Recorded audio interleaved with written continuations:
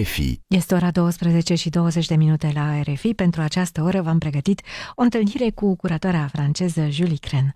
A venit din Franța la București, via Maramureș, nu oricum, pentru că a participat la o rezidență de artiști la Săcel, în Maramureș, evident, o rezidență la care au participat artiști români și artiști francezi și care va fi concretizată într-o expoziție, o expoziție pe care o veți putea vedea începând din 27 februarie la Galeria Anca Poterașu.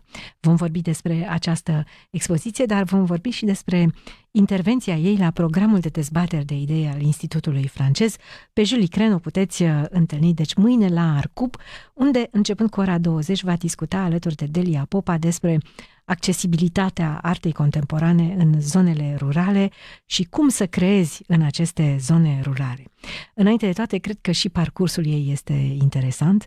Vă propun deci o discuție adevărată în limba franceză despre cum se desfășoară arta contemporană astăzi în toate regiunile lumii. Julie Cren, bonjour et merci infiniment de votre visite. Bună ziua! Déjà humaine un peu. Alors, commissaire d'exposition indépendante, mais aussi artiste? Non, pas du tout. Juste commissaire d'exposition. Historienne de l'art et commissaire d'exposition indépendante. Alors, parlez-moi un peu de votre parcours. Ou parle-nous un peu de notre parcours. Oui, on va peut-être se tutoyer. Oui, on va se tutoyer, ça sera plus simple. On va pas faire semblant de... On se connaît pas, on vient de... ce qui est vrai. Hein, oui, on se connaît pas. Mais on a commencé par se tutoyer. Oui. Mon parcours, moi je suis née en Bretagne, à Brest. J'ai fait des études d'histoire de l'art à Rennes, donc toujours en Bretagne. J'ai fait un master d'histoire et critique de l'art contemporain. J'ai pu écrire un mémoire à propos de l'œuvre et de la vie de Frida Kahlo, et notamment de ses engagements politiques. Et ensuite, j'ai réalisé un doctorat en histoire de l'art à Bordeaux, donc toujours en France, où là, j'ai écrit une thèse pendant 5 ans à propos des pratiques textiles contemporaines qui ont une perspective aussi militante et politique. Oui, mais j'adore. Déjà, je trouve que les textiles aujourd'hui on le vend en poupe, si on peut dire ça comme ça. C'était pas le cas à l'époque, mais maintenant oui. Oui, je trouve ça extraordinaire. Aujourd'hui, avec les textiles contemporains, on raconte des histoires. Il y a beaucoup d'artistes qui sont engagés, et même sur des très très grands toiles, si on peut dire ça, je sais pas, des objets, des œuvres, ils racontent Je vais te dire quelque chose. J'ai un endroit à Paris que j'affectionne particulièrement. C'est un endroit où on expose, où on fait des expositions, et c'est les Halles Saint-Pierre. J'étais sûre que tu allais me dire ça. C'est vrai? Et en ce moment, d'ailleurs, il y a une très grande expo sur l'art textile. Oui. Je peux même te montrer, j'ai des tonnes de photos. J'étais sûre que tu allais me dire ça. Voilà, et je trouve ça extraordinaire, les histoires qu'ils racontent. Et non seulement là, au Palais de Tokyo, j'ai vu une exposition récemment d'une artiste nigérienne qui a une histoire absolument incroyable. Elle a perdu son papa quand elle avait 6 ans. Sa maman travaille à l'ONU. Elles ont déménagé à Paris. Et puis, à 16 ans, elle perd sa maman aussi. Elle raconte des histoires sur des toiles. Je crois que c'est Otobung Kanga. Voilà, exactement. Des histoires, mais sur des 40-50 mètres carrés de tapisserie. De tapisserie extraordinaire. Pardon, c'était juste c'est super. Petite parenthèse. Voilà. Donc, textile contemporain. Et ensuite, voilà, on revient à ton parcours. En fait, pendant ces 5 ans de doctorat, évidemment, j'étais pas tout le temps à faire des recherches pour cette thèse. J'ai commencé à écrire des textes pour des artistes. J'ai commencé à faire beaucoup de visites d'ateliers, à passer du temps à Paris, où je n'ai jamais vécu. Mais voilà, je faisais plein d'allers-retours. Et après, j'ai écrit pour différentes revues, donc plutôt critique d'art à ce moment-là. Et en 2013, j'ai présenté une première exposition en tant que commissaire à Bruxelles. Donc pour moi, c'était une expérience. Et je me disais que voilà, ça allait en rester là. Et en fait, maintenant, c'est mon métier principal, entre guillemets. Et depuis 2013, ça ne s'est plus jamais arrêté. Donc, je touche du faux bois. J'espère que ça va continuer. Parle-moi des thèmes que tu affectionnes et que tu emploies dans tes expositions. Déjà, une exposition, pour moi, c'est un lieu de débat. Pour moi, c'est un lieu politique qui, selon moi, je parle que pour moi, doit être ancré par rapport au réel et parler aux visiteurs et aux visiteuses de sujets qui nous concernent tous et toutes. Donc, par exemple, j'ai présenté plusieurs expositions, un grand cycle d'expositions qui s'appelait Sans tambour ni trompette, qui était consacré à la guerre d'une manière générale, mais amené avec le point de vue de chaque artiste invité. Donc en fait, pendant 5 ans, on a présenté 5 expositions qui parlaient de guerre. Les questions géopolitiques sont aussi très importantes dans les projets que je mène. Il y a aussi les questions féministes. J'ai présenté beaucoup de projets féministes et le féminisme est partout de toute façon, il est dans moi, donc il est dans chacun des projets. Les questions antiracistes, antifascistes. Voilà, c'est plutôt des projets militants qui sont comme je suis, très engagés, et parce que je pars du principe que quand on a la chance de pouvoir faire le métier que je fais, de travailler avec les artistes, voilà, moi j'ai envie de dire des choses avec elles et avec eux, et de parler du monde dans lequel on vit, qui est un monde extrêmement complexe et violent. Ouais. Parlons un peu de Her Story. C'est une plateforme pour la parole féministe. Oui. Et féminine, mais aussi féministe. Surtout féministe. Surtout féministe. Parce que les personnes interrogées sont de tout genre. Voilà, j'ai regardé un peu. Au début, je m'attendais que voir que des femmes, mais non. Il y a un 50-50. Ça fait partie des discussions de ce projet. Est-ce qu'on n'interroge que des femmes ? C'est un projet qui n'existe pas, qu'on a arrêté, qu'on a décidé d'arrêter, qu'on a mené avec un de mes meilleurs amis qui s'appelle Pascal Lièvre, qui est artiste.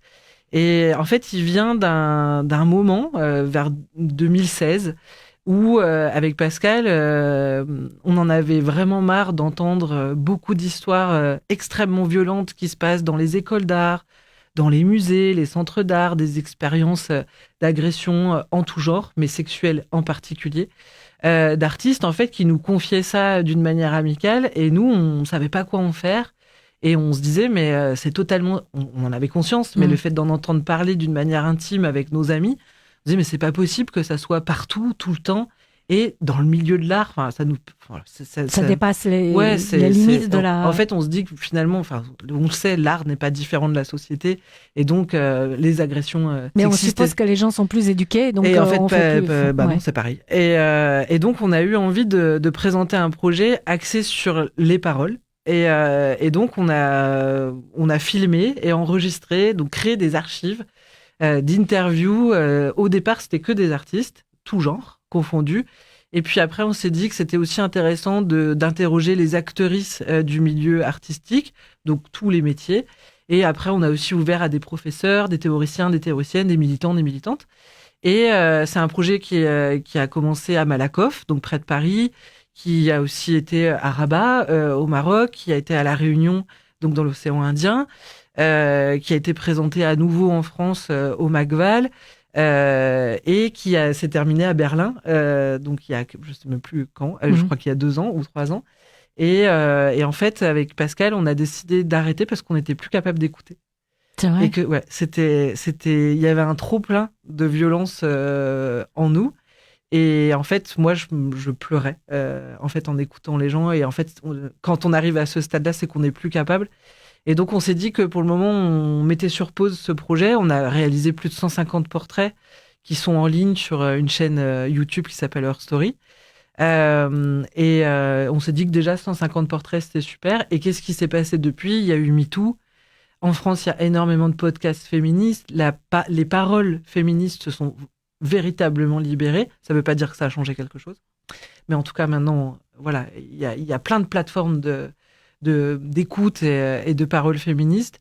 Donc, on s'est dit aussi qu'on pouvait mettre en pause ce projet et se consacrer à d'autres choses tous les deux par ailleurs, quoi. C'est un peu devoir accompli de ce que vous avez pu faire. Je pense qu'on a fait, par rapport à la part du colibri, je pense qu'on a fait une petite part. Et que ça, surtout, ce qui était assez beau, c'était de voir que ça correspondait à un moment où on était quand même des milliers, des millions de gens à ne plus en pouvoir de ces questions. Et que MeToo a explosé au même moment, partout sur la planète. Et que, en fait, ça correspondait aussi à l'ère du temps. Que ça suffisait, en fait. Encore une fois, rien n'est réglé, absolument rien. Mais quand déjà qu'on puisse en parler et que tout le monde puisse s'autoriser à raconter son expérience, son point de vue sur un problème systémique, etc., ça a changé. Voilà une belle expression que je ne connaissais pas, la part du colibri. C'est très joli. Bon, donc voilà, donc Her Story, sans tambour ni trompette. D'autres expositions ? Le grand projet qui m'occupe depuis plus de 10 ans, c'est Agir dans son lieu, donc celui pour lequel on se réunit aujourd'hui. Il y a, peut-être on va en parler après, mais il y a aussi quelque chose de très important dans ma vie depuis 10 ans, c'est la Réunion, donc la scène artistique réunionnaise. Donc la Réunion, c'est un département et une région française qui est située dans l'océan Indien. Et en fait, j'ai été invitée par Béatrice Binoche, l'ancienne directrice du FRAC Réunion, donc le Fonds régional d'art contemporain. C'est le seul fonds régional d'art contemporain ultramarin français. Et donc, elle m'a invitée en 2015 à venir faire des visites d'ateliers, rencontrer des artistes. Donc, c'était la première fois que j'allais à la Réunion. Et comme je dis souvent quand je raconte cette histoire, je suis tombée amoureuse de la Réunion en arrivant à la Réunion. Et je suis tombée amoureuse des artistes que j'ai rencontrés, enfin beaucoup d'entre eux et d'entre elles, et de l'île, et de la cuisine, de la musique, de l'histoire, de la culture réunionnaise dans son ensemble. Et donc depuis 10 ans, j'y vais quand je peux, une fois par an. Et l'idée, c'est qu'on travaille avec un groupe d'artistes sur des expositions, l'écriture de textes.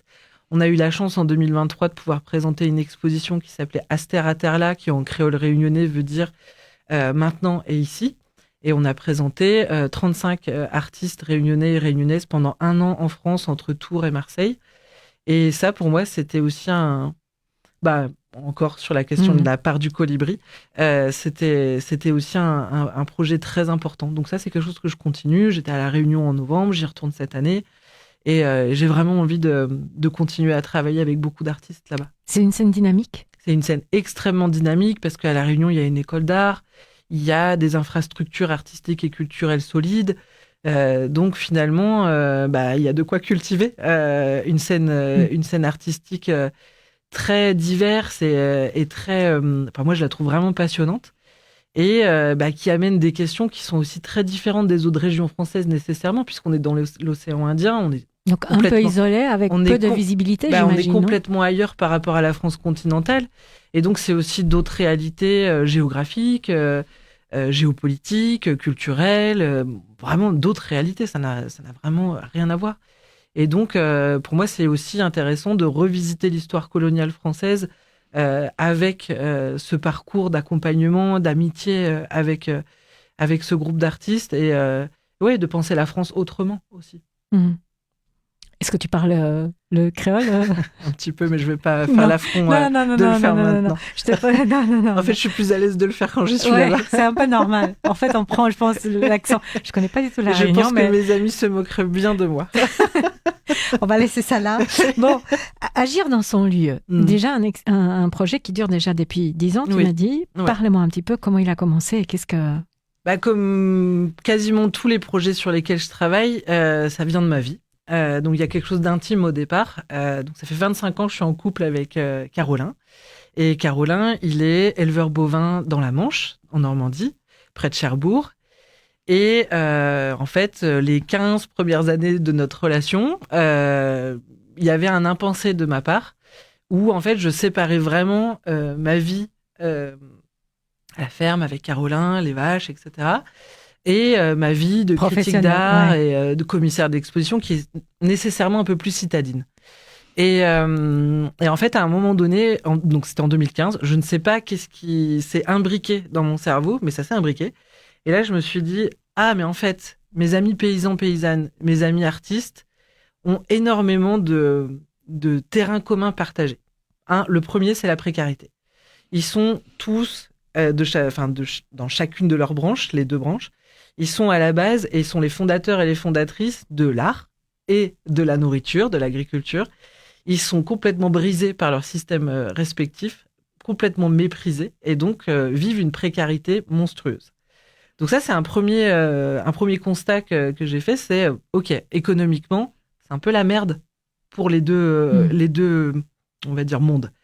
Le deuxième constat, c'est que dans l'imaginaire collectif, les artistes, c'est des gens qui sont un peu des poètes, des drogués, des zinzins. On peut entendre un peu tout et n'importe quoi quand on ne connaît pas en fait les artistes. C'est des gens qui vivent un peu hors sol, qui sont en dehors de toute réalité, etc. Ça, c'est ce que je peux même entendre dans ma famille, par exemple. Et les paysans, les paysannes, on va dire que c'est des fachos, que c'est des gens avec qui c'est difficile de communiquer, que c'est des gens qui polluent. Donc en fait, il y a énormément de stéréotypes et de clichés assez négatifs qui sont collés à la peau de toutes ces personnes-là qui font des métiers extrêmement différents, etc. Et donc j'ai commencé comme ça à empiler des réalités communes entre tous ces métiers. Et il y a aussi une autre chose en France, c'est qu'ils n'ont pas les mêmes droits professionnels. Donc par exemple, un artiste ou un paysan, si il lui arrive un pépin de santé, il n'y a pas d'arrêt de travail. La question de la retraite, elle est aussi très commune. C'est une retraite extrêmement maigre pour toute une vie de travail. Donc il y a une méconnaissance et une non-reconnaissance de qu'est-ce que c'est être paysan et qu'est-ce que c'est être artiste dans le droit français. Donc voilà, il y a vraiment beaucoup. Enfin, je pourrais encore en citer plein des terrains communs. Et donc là, je me suis dit, ok, je vais écrire un projet, donc qui s'appelle Agir dans son lieu. Pourquoi agir dans son lieu? Ça vient d'une citation de Édouard Glissant, qui est un grand poète et philosophe martiniquais qui a changé ma vie et qui a dit dans une interview, je crois que c'était pour le journal L'Humanité, qui a dit agis dans ton lieu et pense avec le monde. Et en fait, depuis que j'ai lu cette phrase quand j'étais étudiante, c'est une phrase qui n'a jamais quitté en fait mon esprit et c'est vraiment comme un mojo en fait. Pour moi, je me dis c'est trop bien de penser d'une manière située, donc son lieu, peu importe de quoi on parle, ça peut être notre corps tout simplement. Et de penser finalement, pas que à nous, de penser à comment on est inscrit dans un système beaucoup plus global. Et pour moi, c'est ça, l'art et l'agriculture, c'est ça. On agit dans son lieu, que ce soit dans un champ ou dans un atelier d'artiste, on agit dans son lieu et on pense avec le monde. L'agriculture et l'art ont en commun quelque chose, un terme qui est fondamental, c'est la nourriture. La nourriture, ouais, tout à fait. C'est la nourriture intellectuelle, sensible, de la nourriture alimentaire. En tout cas, c'est pour moi l'art et l'agriculture, c'est ce qui nous maintient en vie. Et c'est une question de santé mentale et une question de santé. Qui nous maintient humain aussi. Oui, complètement. Et attaché aussi à quelque chose de concret en fait.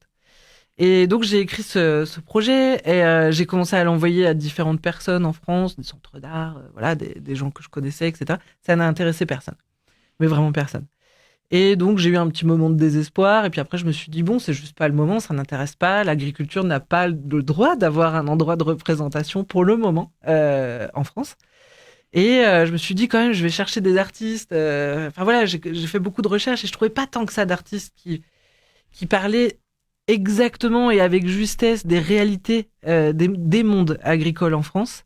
Parce qu'il y a plusieurs systèmes, donc il y a des mondes agricoles, et c'est pareil pour la Roumanie, et c'est pareil, je pense, partout. Et en fait, je me suis rendu compte d'une chose, c'est que les artistes avec qui j'ai commencé à discuter étaient tous et toutes filles et fils de paysans. Et celles et ceux qui le faisaient le mieux, c'était vraiment ces artistes-là. Donc des artistes concernés directement, familialement, dans leur chair, dans leur histoire, etc.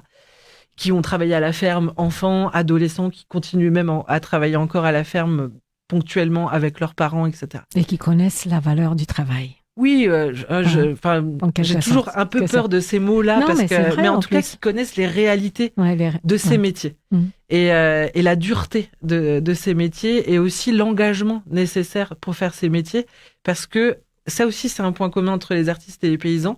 On va dire que c'est soit des métiers passion, soit des métiers sacrifice. Mais pour moi, les deux c'est un peu le revers de la même pièce, la passion et le sacrifice, et qui entraîne donc la précarité aussi. C'est en fait de donner sa vie en fait à ce à quoi on croit. Donc l'élevage, les céréales, la peinture, la sculpture, peu importe. Mais en tout cas, il y a quelque chose de l'ordre et du sacrifice et de la passion. Et sur ce, j'ai rencontré une personne qui s'appelle Séverine Duhamel, qui à ce moment-là dirigeait un centre d'art en Normandie à Yvetot, qui s'appelle la Galerie du Champ. Et on se rencontrait pour toute autre chose. Et puis à la fin du rendez-vous, elle me dit, tu travailles sur quoi en ce moment? Et donc je lui parle d'agir dans son lieu. Et là, elle a les larmes aux yeux. Et là, je me dis, mais qu'est-ce qui se passe? Et elle me dit, mes parents sont paysans, mon frère est paysan. Elle me dit, je comprends tout à fait la nécessité de faire ce projet-là. Et c'est grâce à elle que Agir dans son lieu a commencé d'une manière visible et concrète et publique. Donc il y a eu une première exposition en 2017.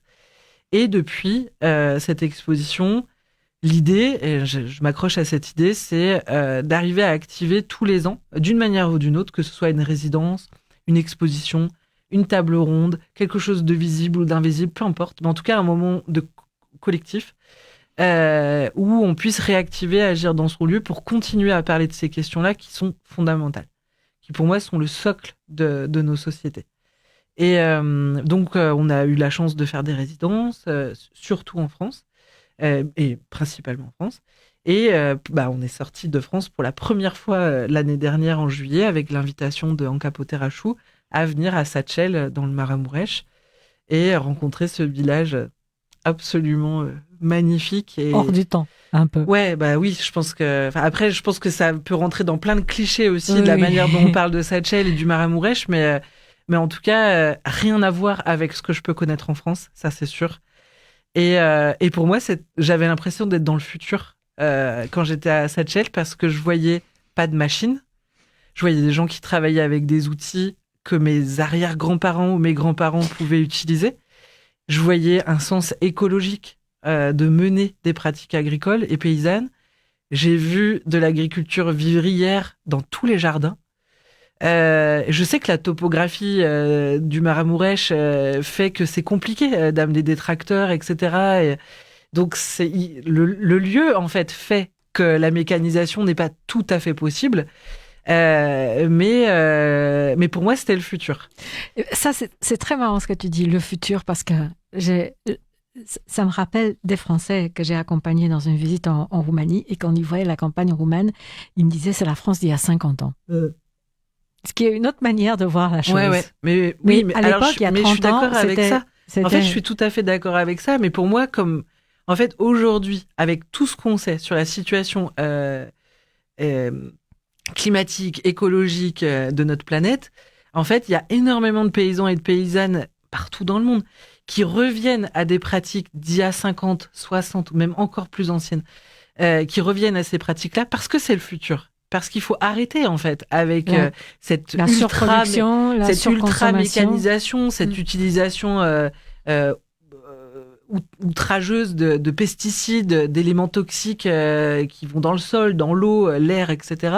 Et évidemment ensuite dans ce qu'on mange et dans ce qu'on boit et ce qu'on respire. Et que en fait de revenir à ce que mes grands-parents, mes arrière-grands-parents faisaient, pour moi c'est le futur. Parce que là on est dans un respect immense en fait du vivant dans son ensemble, humain, non humain, tout le vivant. Et en fait quand je suis arrivée à cette chaise, je me suis dit ok, on est dans le futur. Après, on a eu une discussion intéressante avec Damien Rouxel, un des artistes français invités pour le projet qui fait partie d'Agir dans son lieu depuis longtemps. Et Damien me dit, pour toi, c'est peut-être le futur, mais pour moi, c'est justement le passé de mes grands-parents qui souffraient au travail et qui avaient des corps abîmés par justement ces outils pas spécialement adaptés, etc. Et avec une souffrance physique importante. Et donc, pour lui, ça, c'était pas le futur. Le fait qu'il n'y ait pas cette aide mécanique ou technologique pour accompagner le corps du paysan ou de la paysanne.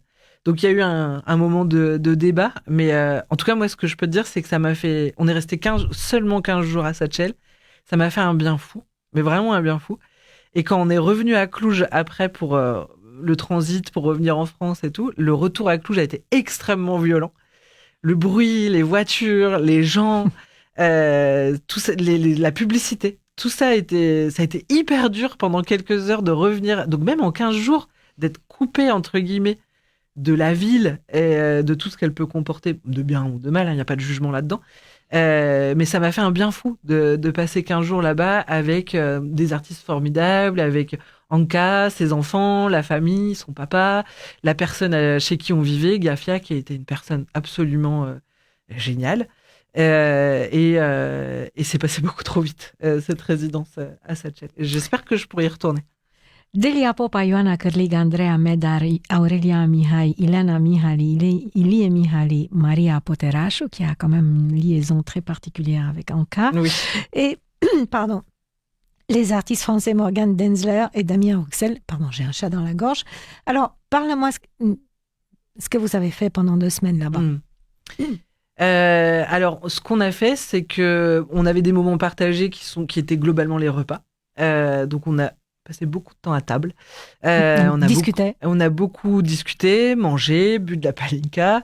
Et donc, il y avait ces moments partagés. Après, il y avait des moments plus individuels où chacune allait à la rencontre de différentes personnes pour faire avancer des projets qui étaient en...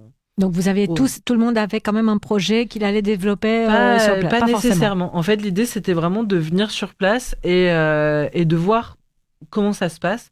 Et est-ce que en rencontrant telle ou telle personne, il y a un déclic et en tout cas un désir de projet avec cette personne. Donc, par exemple, Damien Rouxel a rencontré, on l'a rencontré ensemble, Vassilé Souska, qui est un artiste qui réalise des masques traditionnels, mais le même masque. Donc, il y a une espèce d'obsession pour ce masque.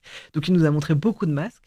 Et ça a donné envie à Damien de réaliser un autoportrait photographique où il porte un masque un peu comme, vous savez, la tête de la méduse ou quelque chose comme ça. Enfin, Damien a tout le temps des références à la peinture du 18e, du 19e. Ouais. Et là, en fait, quand il est arrivé à Seychelles, il s'est dit « Waouh, moi, ça me fait penser aux peintures de Jean-François Millet. Et j'ai envie de m'appuyer sur le travail de Jean-François Millet pour réaliser des autoportraits en partant de figures de sa peinture. » Et donc, c'est ce qu'il a fait. Il a réalisé 6 autoportraits qui sont absolument magnifiques. Il y en aura 3 dans l'exposition à la galerie de Anka Poterachou. Et Morgane Dinzler, elle a rencontré Gafia. Donc, Gafia, c'était la personne chez qui on vivait. Et elle est à la retraite. C'est une ancienne ouvrière agricole, mais elle continue à travailler pour elle dans ses champs et puis aussi pour aider. Il y a beaucoup d'entraide, en fait, à Seychelles. Donc, elle aide ses potes paysans, etc. Donc, elle est tout le temps en train de travailler, même si elle est à la retraite. Elle a une autre activité qui est de réaliser des tapis. Donc, quand elle n'est pas dans les champs, elle est sur son métier à tisser.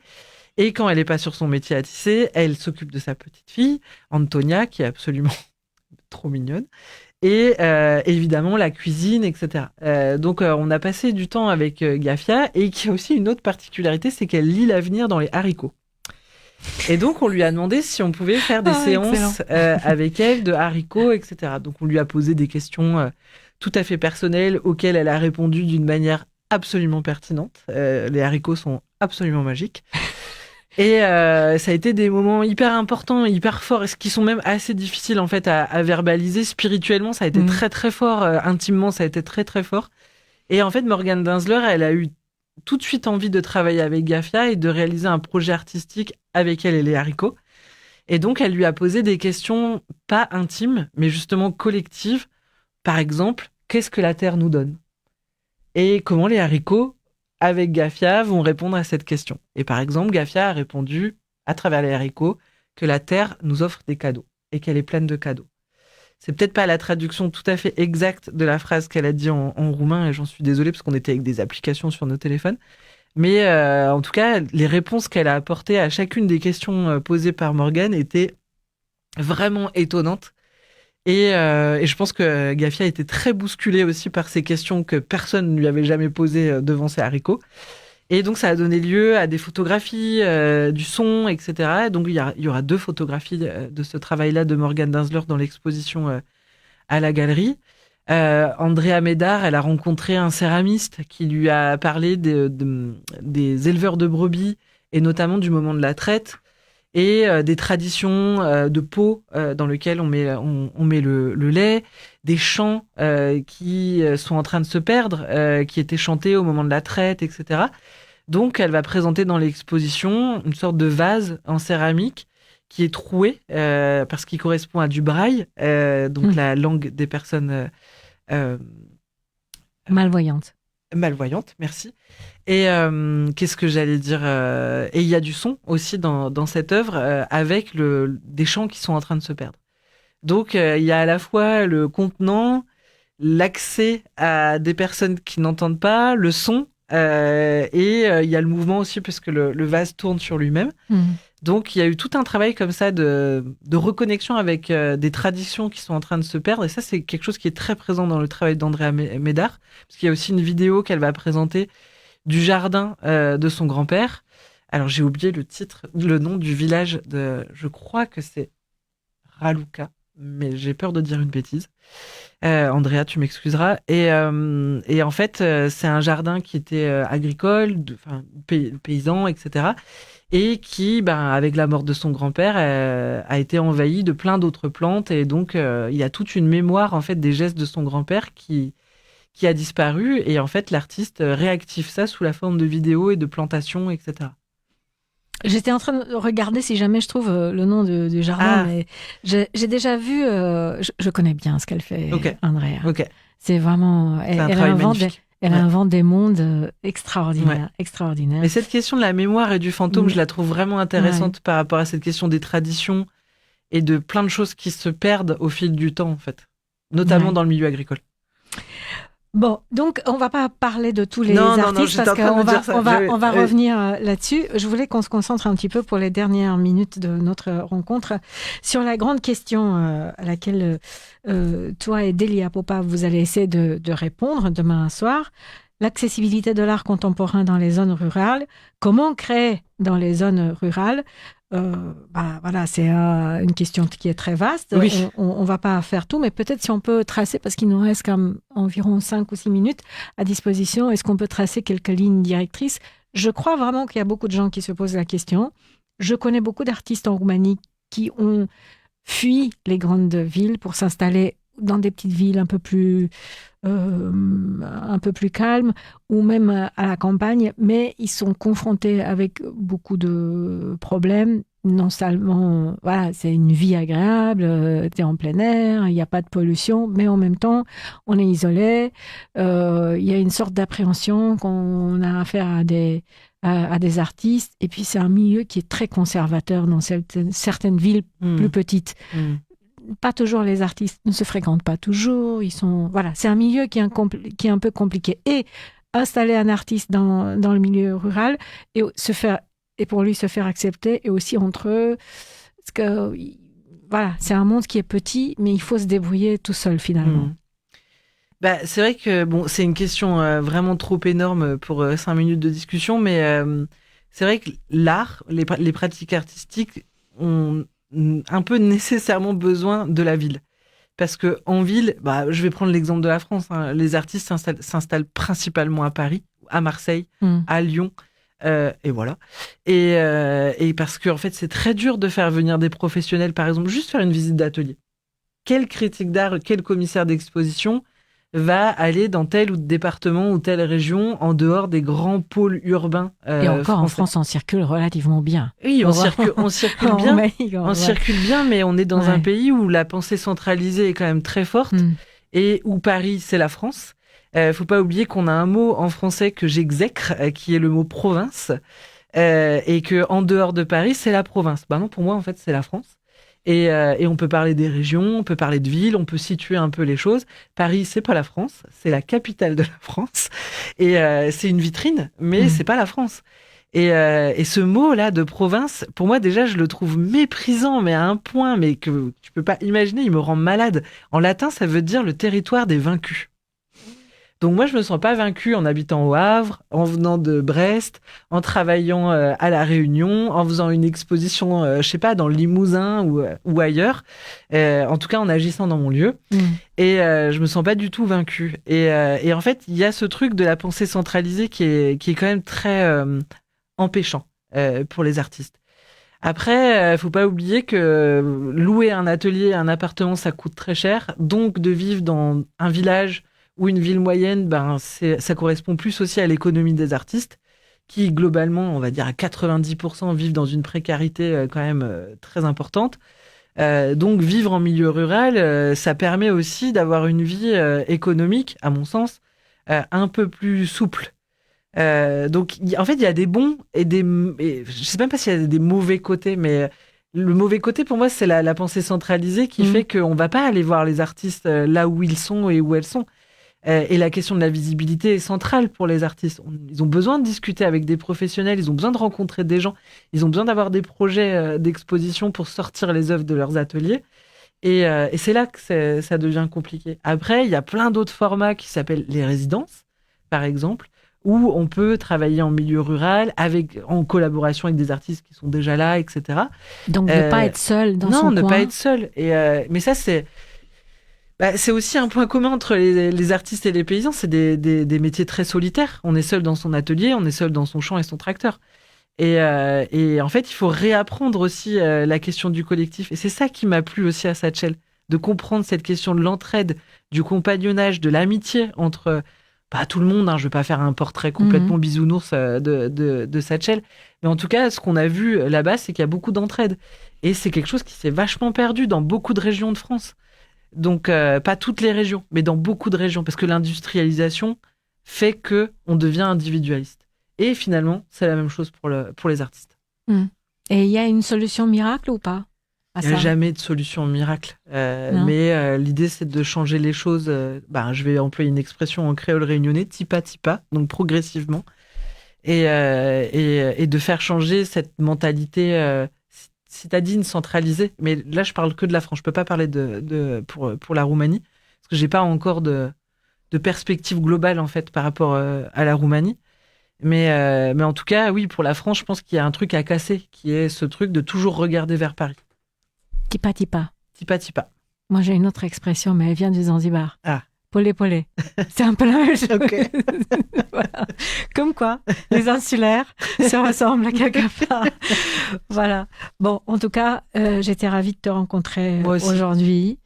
J'espère que tout se passera bien pour ce grand projet. Est-ce que, on arrive à la fin. 2 secondes. Est-ce qu'il y a une autre étape avec ce projet, Agir dans son lieu, peut-être un autre pays? Alors, pas un autre pays, je reviens en France. Ouais. En 2028, je vais avoir la chance de présenter une grande exposition Agir dans son lieu à Bourges, qui est dans le centre de la France et qui, en 2028, va être la capitale européenne de la culture.